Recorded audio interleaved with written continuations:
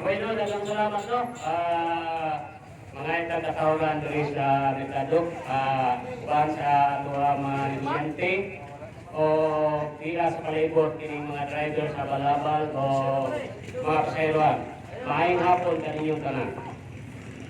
Ang atong tema karon ay tungod sa gitawag o Sign of the Cross.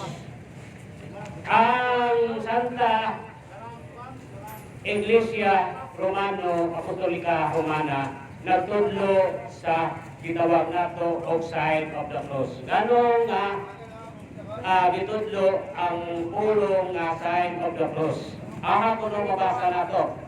Atong basahon dinhi nga kitang tao gisunuban na nato ni Kristo. Aha mabasa nato sa Efeso.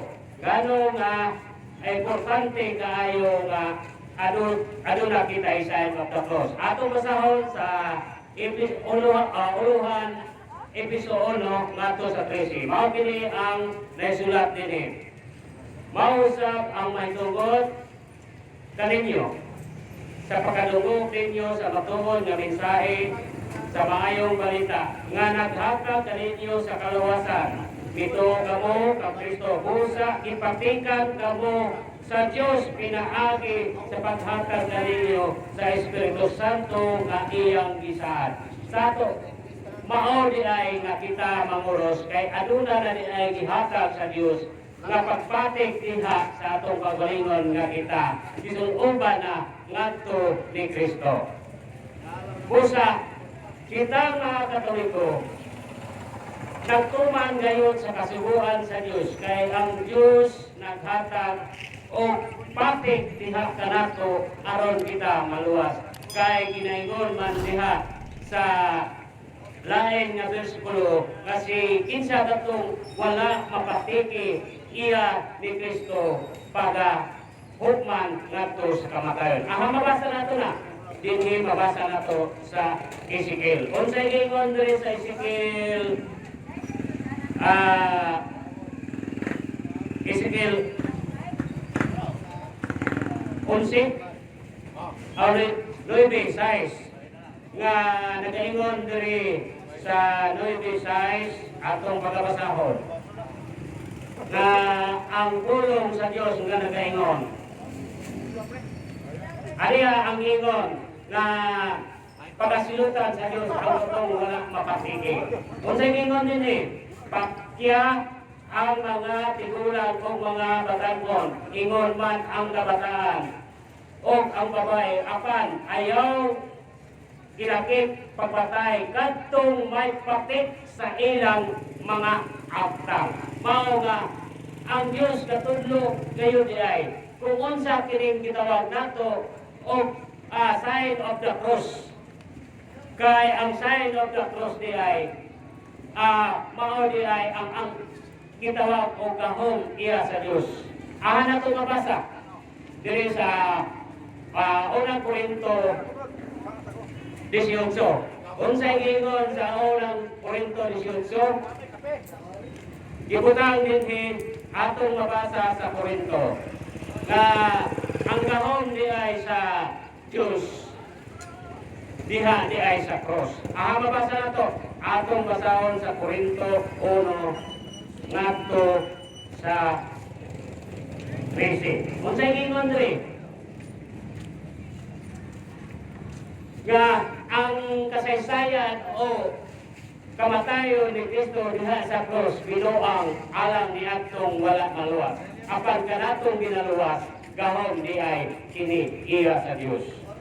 Mao nga kita aduna di ay gayoy ato di ay panindigan ng atong kaugalingon kung kita mag-ampo sa Dios. Kay ang pag-ampo di ay sa Dios mahinungdanon kayo sa ato ang matag adlaw nga mga pag-ampo mao nga kita aduna di ay sign of the cross. Kay mahimutang kita diha sa mga gitawag nato nga dili mubaton diha sa cross, mahimutang kita nga wala di ay kita matulodi diha sa atong pagka-Kristiyano nga gitawag og pagka-Kristo nga wala kita ay pagtuo diha sa cross. Asa ko nang mabasa nga nahisulat na kuno kining gitawag nato mga sign of the cross. Ato pagabasahon diri sa Deuteronomio 11. Unsay giingon diri sa Deuteronomio 11 ngadto sa 17-18 gisulti na daan may tungod sa gitawag nato o kining sign of the cross. Ato pagabasahon sa Deuteronomio 11 ngadto sa 18. Unsay giingon diri? Busa ang pingin ninyo sa bugos ninyong kasing-kasing o kalat ang akong mga pulong ibugkos kini. Unsa may ibugkos? Kini atong nabatunan nga mga pulong nga gihatag dinha sa atong pagtulunan mao kining rosaryuhan. Atong ipadayon ibugkos kini diha sa inyong bukton o ibutang sa inyong mga aktang. Mao kanang gitawag og ibutang sa mga aktang, mao na kanang atong pagpanguros. Mao na importante kayo di ay ang gitawag nato og sign of the cross.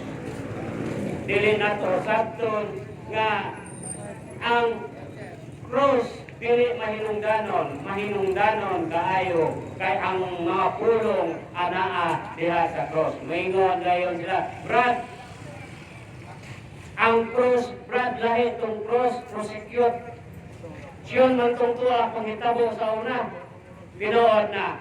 Pero si Kristo aduna kayo'y tinuod nga cross. Ihang kaugalingon nga cross.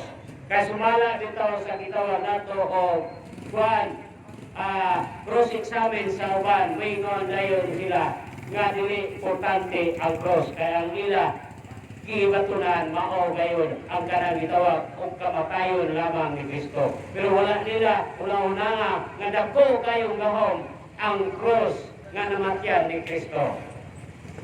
Busa ato gayon nga pangalandungan kung unsa gayon ang kamahing hinungdanon diha sa atong mga pag-ampo mao kana kini gitawag nato cross. Kay maigo kita sa mga kinigidawag nato pangutana nga moingon ta nga ang cross dili iya sa Dios. Ang pangutana karon kay si Kristo aduna may cross. Ang pangutana karon ang kaway sa atong Dios aduna may cross? Wala. Sa ato pa tigunsa ninyo ang kaway ni Kristo kay wa man pumoy cross. Mao kaniha tabaigo kung unsa gayon ang kamaturan. Mao makita sa atong kaugalingon ato kayong matunan kanang pulong nga anaa kanato nga gihatag sa atong Dios. Kila dayon natakiyon ang Katoliko. Brad, mao na lamang gani kung sige tagpasan niya ng cross kung magtrabaho ta mapudlay biya punta dayon. Kamu Brad, kaya kung nga medyo mong nagpasan ng cross, kinuod yung ka mong nagpasan, kinuod! Ka naman,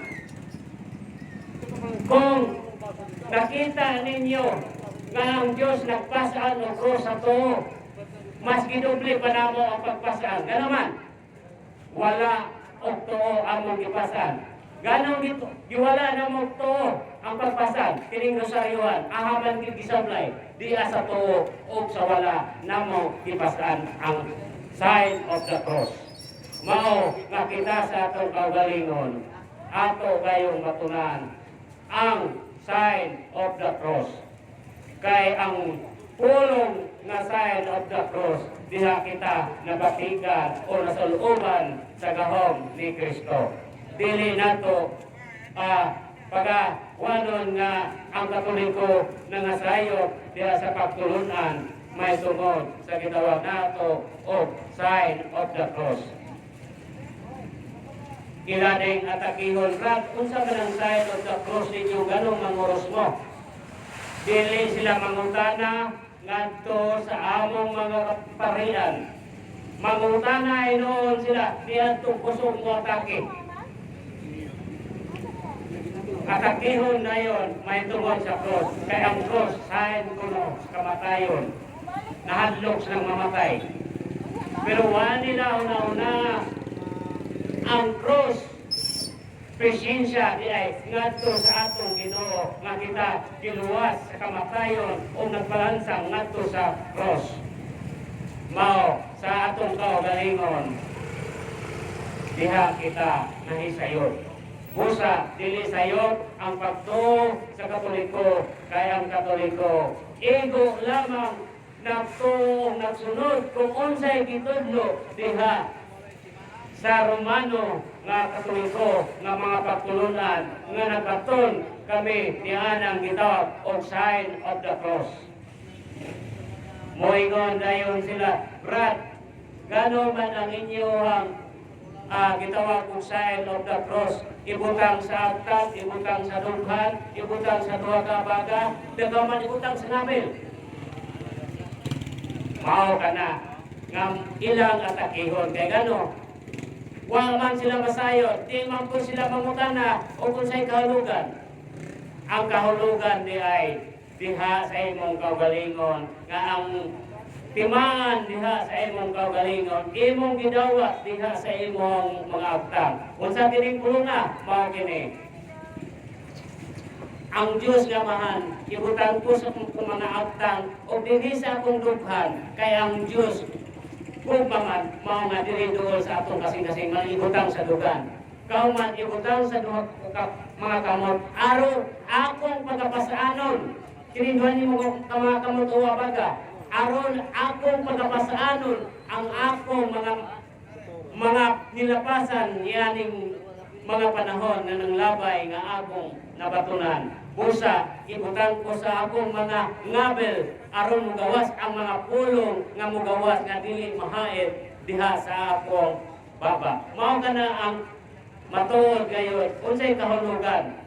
Mao nga aduna kitay gitawag nato o timaan diha sa atong kaugalingon nga ato gayong giupuan ang atong presensya diha sa atong Dios nga kita nabaton gayon sa kamatuoran kung unsa gayon ang ginigitawag nato o kamatuoran nga kita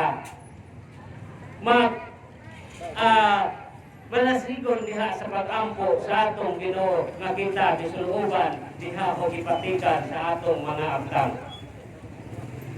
Mao gayon nga sa atong pagkatao diha na ang mga pulong kay mabasa nato diha sa uno-uno nga ang Dios diha na o ang pulong nahimong Dios. Mao nga kita magbaton gayon kita diha sa pagtuon diha sa atong mga pulong nga gihatag diha sa Dios. Kay unsa may giingon diha sa Mateo 9:13 nga ang Dios wala moanti alang di ay sa matarong kung dili mingani siya aron sa pagluwas ngadto sa mga kabus. Mao kanay kamatuoran. Dili kay atakihon nato ang Katoliko kung unsa mangani ang ilang makita.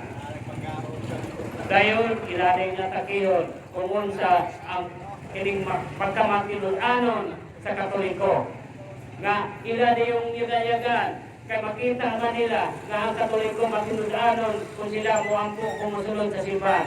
Obserbahan ko ninyo kining sulod sa simbahan na amoy makita nga magluhod nga magkamangkamang gikan sa portahan ngadto sa altar. Wala nila baliha ang kaulaw. Bisag mulabay sila nga naay nanimba, nga naay maglantaw, nga sila nagkamang-kamang, wala nila panubalinga. Kaya ligi, makinudanon siya sa iyang pag-ampo. Mao na'y kamatuoran. At agihon nila ang Katoliko, kaya nasayop sa pagbalaan. Mas hugot pa ang pagbalaan sa mga Katoliko. Ganoon.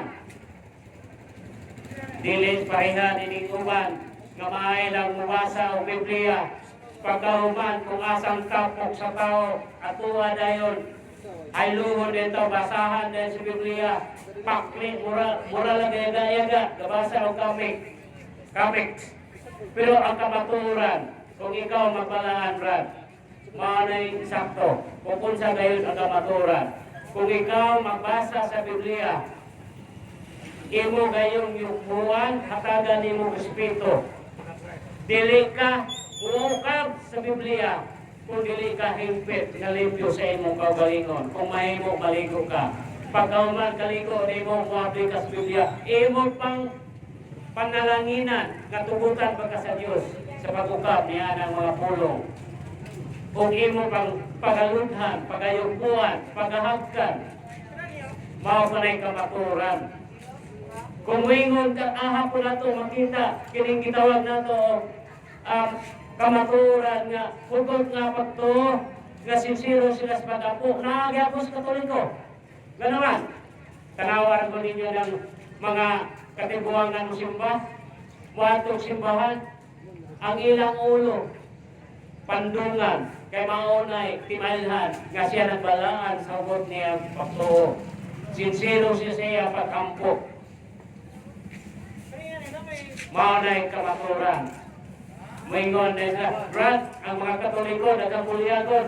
Tinoon na, wala mo, dinay ang Katoliko, wala, tinoon na, nagkakulyagon sa Katoliko. Kaya gani, diha sa Katoliko, musimba, pagkaw magsimba, wato na yung kailayan, bulangan. Pero makita lang yapon na to, bisan to naa sa bulangan, naa yapon apakamatinod ano nila, bisan sila naa sa kailayan. Pero man, nangay muangkon nga sila mang tinudanon. Wampo lang kung matulog, wampo lang kung kaon.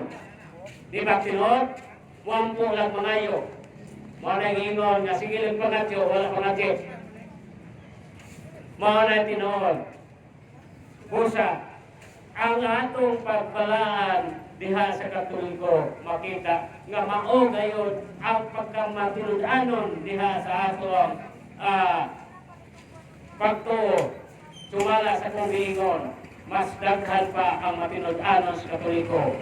Sumala sa gingon, sauban ng mga Katoliko kunong buliyagon. Pinood na, kung siya baril ko ng sugarol gani na. Pero, musampit ko yung Ginoo, tabangin taon ko, kaya matukog bulangan, padagayin taon ko. Di ba pinood na?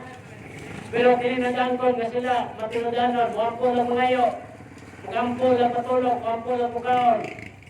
Pero sa ilang kagalingon, nagihatagan sila, ang tanang butang, nagihatag sa Diyos, libre. Wala kaya pasalamati ang Ginoo. Bisan gani sa gitawag nato, kining ato, gipangingan sa atong kagalingon, example, kining Santo Rico. Hatagan, hinanglan kang kahayag. Ang Santo Rico, tapos sa bulan, hatagan kang will, paninglan kang bayad. Pero ang Ginoo, gahatag o kahayag, adlaw, libre ang tanan. Wala mo pasalamati. Ikadua, ang Diyos gahatag o hangin, aron ikaw makaginawa o ang imong kinabuhi. Wala kang magpasalamat, ngayon ang hangin imong gigamit. Bisan na lang taon, magpasalamat ka. Salamat Ginoo, ay hangin ako nabatunan. Pero, kung ikaw ana sa hospital, kung hospital ka, logos ka ginawa, manginanglan ka ng oxygen, kauman imong bariyan. Pero ang Ginoo, naghatag sa imong ginhawa, sa hangin, nga imong gigamit, bisan sa imong pagkatulog na ginawa ka, wa Diyon di mo pasalamati. Mao kana ang kamaturan nga atong gihatag diri nga kita sa atong kaugalingon magbaton kita kung unsa gayon ang kamatuoran dili kay kasagaran at akihon ng Katoliko. Ganoman, kay tulura mga pulong ang importante nila. Kining gitawag o mandatory, o busure, o obligatory. Ang wala nila, kinilang purgatory. Wala tinuod. Pero ang tulo, ilahan ang importante. Ano naman? Mandatory. Kasi mandatory, mandara nila ang tao. Ikadua, obligatory, ang imong halal. Compulsory, imong obligasyon diha sa simbahan. Mao na, pero ang wala nila, purgatorio. Gano'n man, di magutong ka lang. Kaya ka na kuno, dilim na kuno, apangutan na karon. Maingon na nila, Brad, ang patay na din kuno. Apangutan na, kung ang tao mamatay, mapunta. Ang espiritu, maingon eh, ang espiritu, Brad, muli sa langit. Apangutan na, nakayok niya ang Biblia. Gano'n man, kung siya nag-ingon sa Ginoo, pagkahukman niya ang buhi o mga minatay. O sa mga hukman mo, muli mga ang espiritu dito sa langit. Sayop ng katarungan. Mao, nakita sa itong gagalingon, balansiho na ito, nga mo akusar ka diha sa Katoliko. Kaya mas daghan pa ang pagtulungan sa Katoliko, nga matuod ngayon, nga unsay gitudo sa Diyos.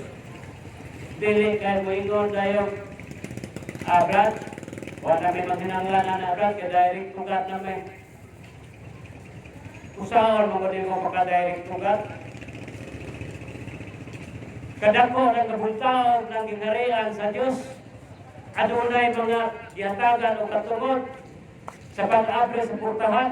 Kung sa may gingon diya sa buwan, kung ikaw manuktok, pag-abrihan ka. Kung manuktok ka sa Ginoo, kisa may mabre nimo. Kung ingon naka-direct, kadakong bultaog ka ng gingharian sa Diyos, direct. Dili ta makaingon nga direct. Muagi patak mga proseso. Aun sa nga proseso, may tungod sa atong mga balaan. Nga atuan na dito, nagalingkod na sawanan, ngadto sa atong Ginoo. Ato na nato na mabasa. Atong pagabasahon, kung tinuod ba, nga nagalingkod na ba ni sila. Atong mabasa dili sa Mateo, mabasa nato sa Mateo 19. Kung sa gingon rin sa Mateo 19, 28. Atong pagkabasahon. Kung tinuod pa, nga adunay gihatagan sa katungod. Atong pagkabasahon, Mateo 19, uluhan 19, ngadto sa 28. Mingon ang atong Ginoo. Si Jesus mingon kanila, sultihan ko kini. Isulti ko kini kaninyo. Iniglingkod niya sa anak sa tao, sa iya may mayaon nga trono, diha sa bagong kalibutan. Kung sa may bagong kalibutan, mao na kini ang lugar sa atong Ginoo. Nga atuan na dito. Atong pagkatiwason, kamong napulo o duha ka mga tinunan. Isa maling napulo o duha ka mga tinunan. Magalingkod usab sa mga trono aron sa paghukom ngadto sa napulog duha ka banay sa katawhan sa kalibutan. Sa ato pa adunay katungdanan sa matapusan nila. Mao gayon nga kita sa atong kaugalingon. Aduna kita bisunod nga mga proseso. Sama ra gud sa gingon nga kung ikaw manginahanglan ngadto sa tao nga gitawag nato o adunay katungdanan, example kana sa Sitihol. Kung ikaw manginahanglan ngadto sa pagduol sa ato halangdong mayor, natuloy kang mingugat direct usahan ko ng magsulod ng Sitihol ngayong ka mo direct ako mayor. Daghan ka prosesong agian. Gikan sa security, sekretary, o ngadto sa gitawag og honor ngadto nga makasulod ka sa opisina sa mayor.